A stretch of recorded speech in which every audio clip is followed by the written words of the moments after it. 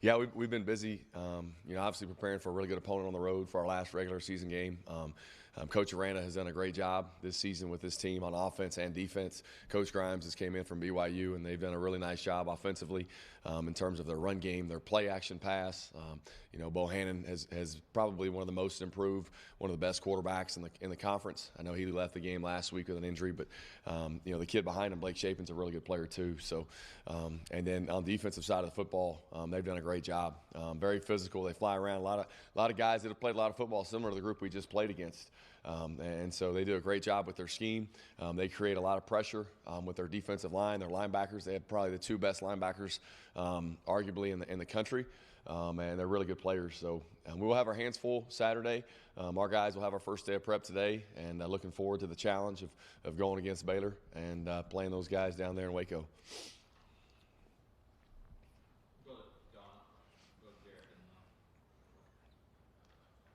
Sonny, will the pump jack travel? You know what? That's something that we're working on. We're working on right now, and I may have to, get somebody to get a trailer or something that's big enough. I hope that it will travel. Pump jack will travel. They're hard to move. They're heavy, but if it's not there, the spirit of it will live on with our players. That's for sure, or it better be.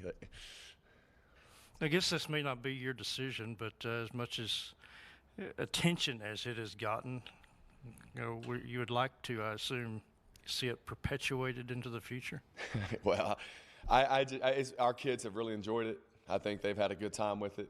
I think it resonates with our players, resonates with our fans, I think a little bit, and the people of West Texas a lot. And so whatever becomes of the pump jack and the pump jack mentality, I think our players understand what it means, and our players have really bought into it, and our players have really kind of lived that out these last 4 weeks.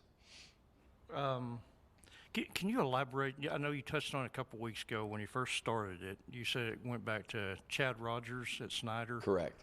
Yeah. So did the high school program there? Did he actually have one like you have, or? Well, I don't know if he had one. If he had one like I did, but he's really where the idea originated from. And coaches, we just share ideas, and he shared that with me one season that they had, and it resonated with his players there, and I've had it. Been thinking about it a long time with our guys here, and like I told our players, it's something that I really like to keep, for them, and out of respect for them, that you ask about that mentality or that legacy of it living on, and I think that they'll carry that with them far beyond their playing days here, just in terms of what they're trying to be about as husbands and fathers whenever they leave here, and things go well, things get difficult. You just gotta keep working, and you keep going. You touched on Gary Bohannon, questionable with the hamstring injury. How does that affect y'all's preparation? Well, I think that we just go into this game preparing that Bohannon's going to play, and then if he doesn't, then we'll have a plan for Shapen. They're both really good players, and can throw the ball well. They do a nice job again, like in their play action game, and their nakeds and boots, getting those guys out of the pocket. They do a really good job. Coach Grimes has, and Coach Bell with the quarterbacks, and so we'll be prepared for both. Can you give us an idea of who's available in terms of your quarterbacks? Like, is Shuck available? Is Columbia available? And yeah, Tyler's not available. Henry is available. Yep. And then, can you confirm if Barron plays, he wouldn't burn his ship, would he? Yeah, his red shirt. We really plan on trying to hold him. If things got down where Donovan were knocked out for some reason, then we'd turn to Henry. Sonny, just going from the Iowa State game then to the Oklahoma State game, you go from such a high to that game there. How do you balance out morale after a game like that? Yeah, I think it's in football. It was for our season, it's the highest of highs and then the lowest of lows in 1 week. But I think that you have to be very careful because our defense played really good. They played really inspired. Our special teams did a really nice job. Austin McNamara, obviously the player of the week. So we had some good things and some progress with our football team. Offensively, we didn't play well, but in terms of our overall football team, really three of the four sides, our sideline was really good Saturday night. But the result is what you're judged by, and so you have to be really careful in terms of that. I think you have to remind these guys on offense that the Iowa State defense, it's a really good defense. You're the same group of guys that put up those points and put up those yards against them. The Houston Cougars, same team. You're the same group of guys that put up those points and those yards against those guys. And so there's a good football team within that offense. We were not clicking really on any cylinders at any position Saturday night. And whenever you're playing against a great opponent on defense like Oklahoma State, you're going to get exposed, and we were. You mentioned the defense again this week, going up against another great running back in Smith. What's it going to be like going up against him, and what's it been like just playing this revolving door of really good running backs in the Big 12 this year? Yeah, there's a ton of good running backs every week in the Big 12. I mean, really every team, and I think they've had a great spring and fall camp going against Taj Brooks and Sir Roderick and Xavier. I think those guys are really good running backs too. Abram Smith, you look at him, a kid from Abilene High that played linebacker, went there as a running back, played linebacker. Now he's back at running back doing great things. And then Tristan Ebner, a kid from Henderson who's very explosive.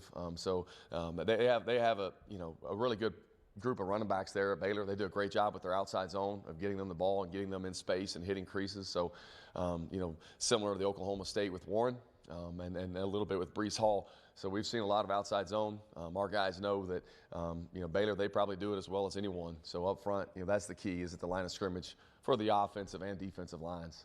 And then going back to the offense, you go from playing Oklahoma State, who has one of the best defensive lines in the entire conference, now to Baylor with one of the best secondaries. What's it going to be like switching up the offense scheme for that? Well, our execution is got to be what has to be better. Their defensive front for Baylor is really good too, and their linebackers are really good. We talked about that earlier. But the biggest thing is our execution, and that's what, when you go back to the Oklahoma State game and you look at every single play, was it them or was it us? They were really good defense, but there was a lot of errors, of lack of execution on our part, and so that's what we focus on today in practice, and then tomorrow, and then also Thursday, is just the execution of what we're doing and trying to be as crisp as we can be by Saturday at 11 o'clock. Play the role of Don here. What's the availability of Miles Price? Yeah, Miles, it'll be probably a game time decision with Miles. Yeah, he rolled his ankle. He actually had rolled his ankle in practice on Tuesday of last week and re-aggravated it Saturday. So, he rolled it up pretty good. And going back to your playing days, what's your relationship with Coach Aranda and maybe a memory that you have? Yeah. Interaction with him? Yeah, the biggest memory I have with him is just all the stories that he would tell us in our scout team meetings. Of course, back in that time, we were over in the other facility meeting in the compliance office that kind of platooned as compliance / the defensive scout team meeting room. And so just really remember those stories, the wisdom that he shared with us on a daily basis. And I could tell, I remember as a player just how detailed, how fiercely intense, and how sharp and how smart Coach Aranda is at that time. And it took his job very serious and was really good at and really wrapping your mind around a story of motivation that kind of came from a different perspective. And so I do remember those. We had a lot of fun. And it was some good memories, and I've spoke to him, obviously at coaching conventions, and when our paths cross, we always connect, and that was quite a staff, that we were a part of as a player, from an offensive standpoint and a defensive standpoint. How much growth have you seen in Donovan since he's obviously taken on the starting role, and how have you seen him handle the highs of the big win and then obviously the disappointment of the other night? Yeah, he was pretty shook up, very disappointed, obviously in his performance and then in the result. And Donovan's he's a mature kid. And so I anticipate today at practice he'll be bouncing around. He'll have a high level of energy, and he has a high level of confidence in himself, and as he should. And his teammates really believe in him. It was, again, the highest of highs and lowest of lows for him. It's one week, you play at such a high level. And the next week, you're playing against a really good opponent, and any little error is magnified. And I just shared with him the same thing that I would share with coaches, and I share with myself, and I try to live by, is like, hey, you got to have yourself a square squad. And what I mean by that is you've got to have people in your life that, you've got about 3 to 4 people in your life that you really value their opinion and you really listen to what they have to say. And if they're not on that, then don't worry what people say, because you know what you put into it. This game is really hard. It's very humbling, and there's a lot of factors that go into it other than just your play as well. And so that's my charge to him is again, he's the same quarterback that did really well against Iowa State. That's the thing that you battle sometimes with young players, is just the consistency level. And so that's the challenge that I have for him this week, and is being consistent. How do you think Barron handled his opportunity the other night? I thought Barron did a nice job. I thought he did. He came in, he got 2 series, and that's one of the things that I shared with him is in the post game and talking with Barron is like you just had an opportunity to go against a really good defense for 2 series. So now everything you do from this point moving on, whether you're throwing routes by yourself, whether you're going against a scout team, or whether you're going against our defense, you have an idea of what the speed of the game is versus a really, really good opponent. And that's the type of mental discipline that you have to have as a quarterback to take that experience. And now when I'm by myself, my mind still works at that pace and my body reacts at that pace. And that way you'll be better prepared when your time comes around again. Baylor's offensive line scheme, how difficult is that on a defense to prepare for in a week? They're really aggressive with their outside zone. They do a nice job, the physicality of their offensive front, and they are a unit that works well together. They're on the same page, and that's what's really critical when you're running the outside zone like they do is if you have a lineman that doesn't get off as fast, or you're not working up to the backers on the same pace, you're going to have an opportunity for a tackle for loss. And so they do a really nice job as a unit playing well together. With their play actions built in also whenever they do, throw some quick game and drop back. Hey, Coach, I thought it was interesting the advice you gave Donovan about, you're only going to have 3 or 4 people who you really listen to their advice. Who are those people for you? Hey, Jared, I can't out some people, man. First one's my wife. She's the first and second and probably the third one. Yeah, is my wife. And so I listen to what she has to say. She has a pretty level head. You have your family and you have friends in the coaching business that you do. But it is, it's a you have a select few people. And I think it's important, too, that you listen, but you have to be careful to what you hear. And that's what when things are going well, you don't want to know. When things are going poorly, I don't really want to know because you have an idea. So those are the things that you try to, and it's hard because there's so much access to kids. I mean, people didn't have my phone number when I played, or at least I didn't think they did. They didn't send me mean messages on Twitter. We didn't even have that, and they didn't call me. It was like it's such a different world for these kids because from every outlet they're hearing things. And whether it's good or bad. And so you just try to really place a firm sense of who their identity is.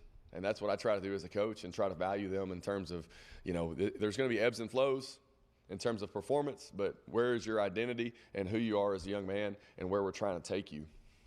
How do you think it helps Donovan having his dad here? I think just, I mean, that's what somebody asked me, and I said, well, shoot, if my son was a quarterback, I would love it to be on the same team as him. It creates challenges, but I think that they're a very close family. They're a very close family, and Coach Smith is a really good coach, and his mom comes and spends time here and around the facility at practice when she can. But I think it's a good comfort level and a security blanket, just from having your father around. I think that is something that I think all young men would probably like, or I think.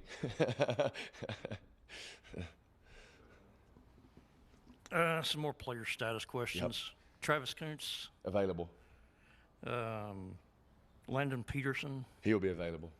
J.J. Sparkman. He'll be available. Nelson Mbanassor. He'll be out for the rest of the year. What does he have? Pec. Yeah. Pectoral. Okay. Yep. So. Did I miss anybody? You got them all. You got them all, Don. You got them all. Yeah. As far as I know, there hasn't been anybody slip up. So. Any last questions? All right. Thank y'all. Y'all have a good week. Yep. We'll see y'all.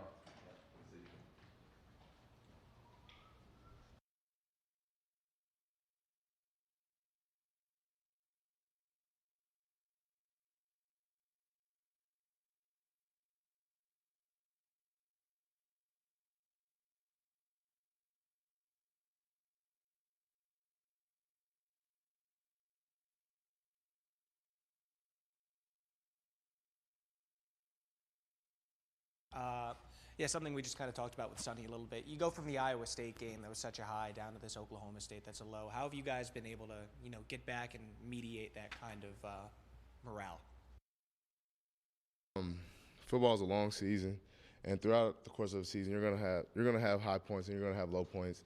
So it's on us not to let those low points, not to really get too excited about high points and not to get too low about low points. Just really stay equal and keep our head straight. And then going into this Baylor game, you're going back-to-back against some of the best defenses in the entire Big 12. What's the mindset going up against this Bears defense? Well, like in previous years, we've fared play. In previous years, we fared good against Baylor, and we played them tight for the last, I don't know, 3 years. Well, since I've been here, so I just feel like us against Baylor should be a good matchup, especially since it's a trophy game. So everyone's going to be a little bit more motivated for that, and I just can't wait to play them. Who else has questions for Strider? Anyone in the group? Don? What do you remember about the game 2 years ago? Because you were a workhorse that day, although it didn't end well. First thing I remember is that that was my first start for as a running back, and then another thing I remember is I had a fumble that game, and yeah, those are probably the things I remember the most about that day. Leaders on the team, especially getting everybody together morale-wise in the locker room going on a road game. So how important is it right now for like the upperclassmen to step up and really lead the team this weekend? It's very important because, like I said, this is a long season, and a lot of the younger guys have probably never been through something like this before. So and they're not used to this long season. So it's up to us just to get them ready for this game and get them as prepared as possible. What you've seen on tape so far on Baylor, what are some keys to success for you guys this weekend? Well, obviously they're a good defense, they're a good team, and so we've noticed that, and it's just our job to try to just be us and play up to our capabilities, not really like try to make this a game about them, but more of a game about us.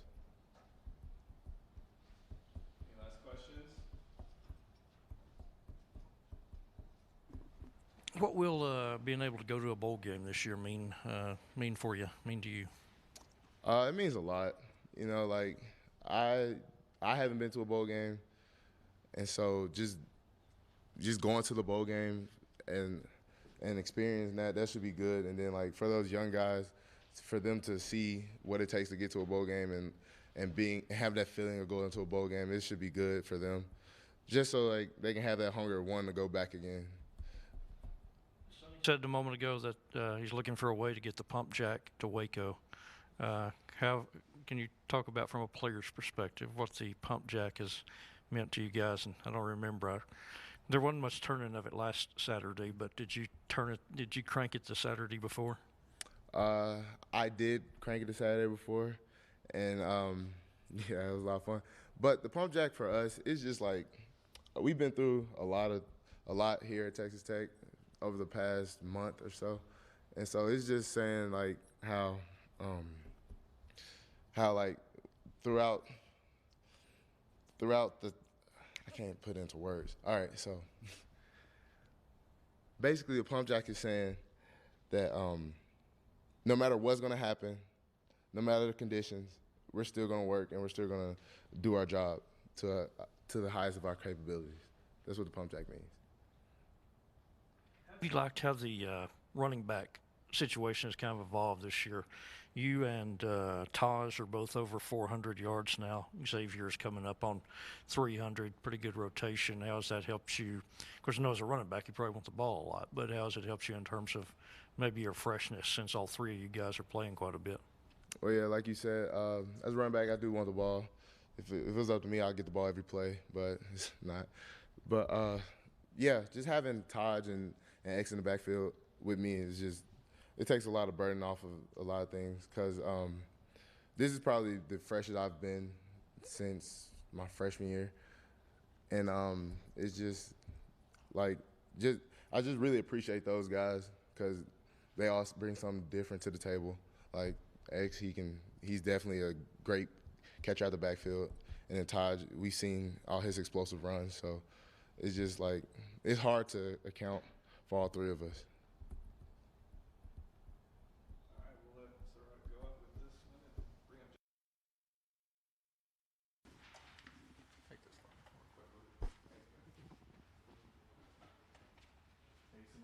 off again.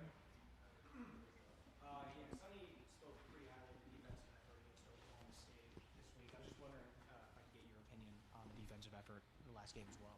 Yeah, I feel like we played very hard, flew to the ball, played hard. At the end of the day, no matter how good we play, it's a team game, and you can't just play well on one side of the ball and not the other, or on special teams. So it all correlates with each other. We still have a lot to improve on, keep getting better. We still have time to get better, so that's our main focus, is getting better. And then coming into this week, it feels like every week we're talking about another Big 12 running back that's just solid all across the board. What do you know about Smith from Baylor, and what's it been like just playing this revolving door of really good running backs this year? He's a hard runner. He's definitely quick. Looked at film this morning. Really good running back. Honestly, I feel like every running back we play against in this league is good. They're here for a reason. We really tip our hat on stopping the run. That is something that we really strive to be good at, stopping the run, and that's going to be another challenge for us this upcoming week. Who's next? When you watch film of this Baylor O-line, what is the biggest challenge that they present to a defensive front? I would say they're really well coached. I feel like they do really good job at perimeter runs.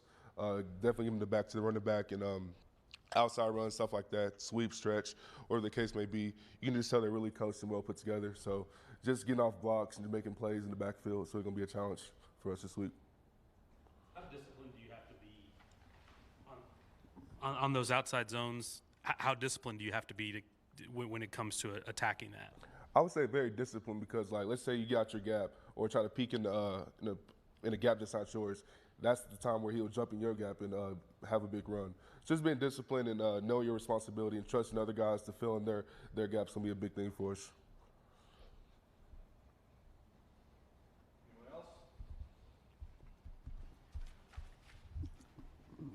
Anyone else? Jalen, you're leading the defensive line in tackles this year. 6 tackles for loss, 3.5 sacks. How have you just kind of felt about?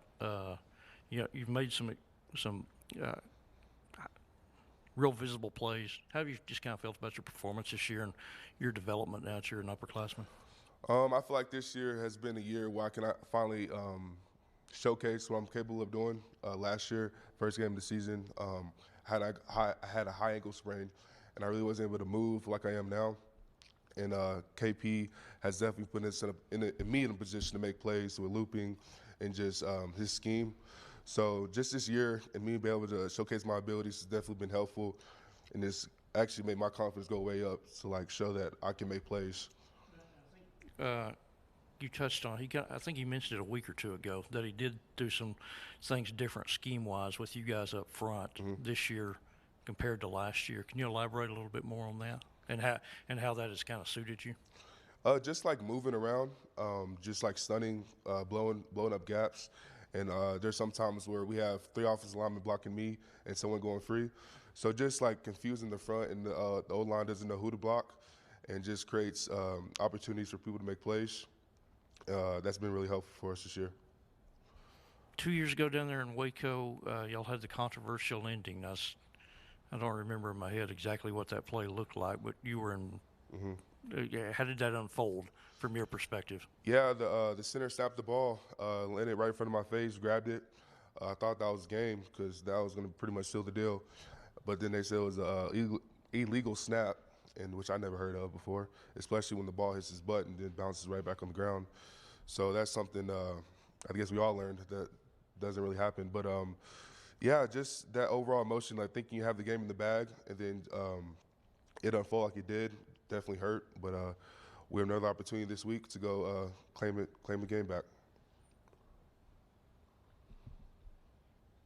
So I'm curious, what have you thought of this team's fight? You guys have been through a lot of ups and downs. Last game of the regular season, I know you still have a bowl game left, but even last week when things weren't going well, you guys seemed to have a lot of fight. I'm curious what you thought of this team's character and fight throughout this season.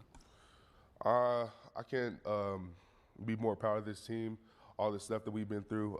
I've been here for a long time with Coach Kingsbury, Coach Wells, and just seeing the ups and downs of this program.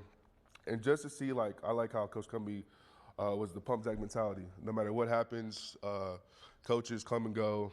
No matter who's on this podium right now, just keep working, man. Because college, you're only here for so long, and you got to make the most of your time here.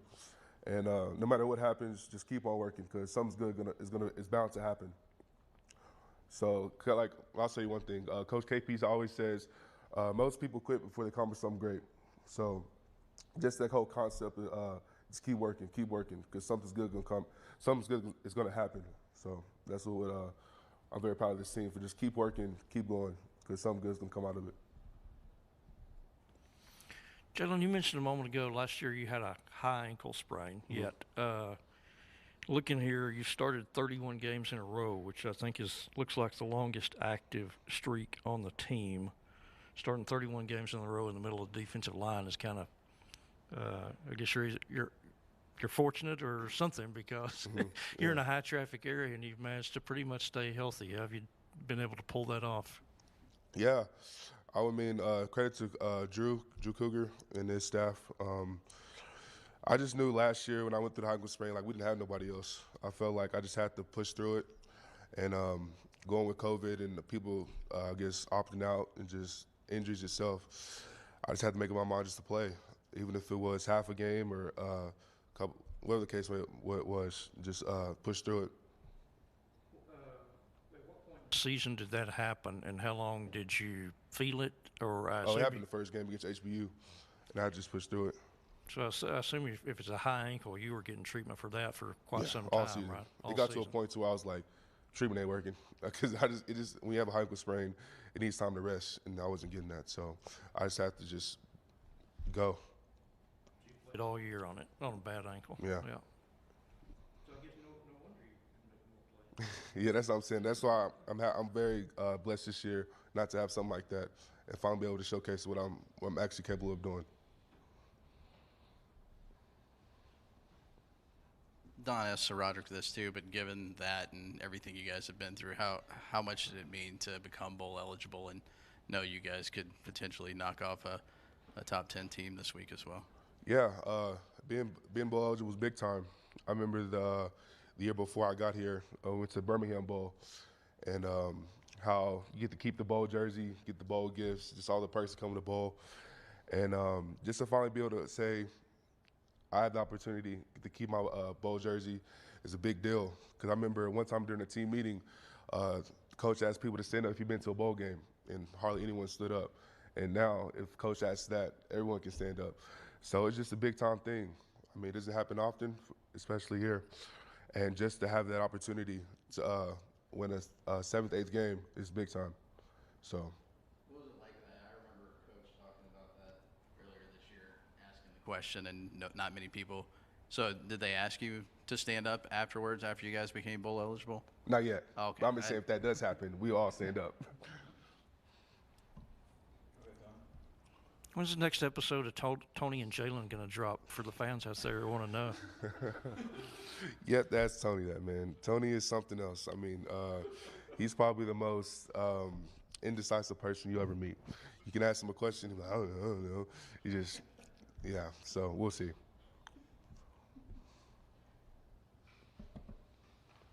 All right, I think we'll end it right there. Thank you, Jalen. All right, thank you, guys.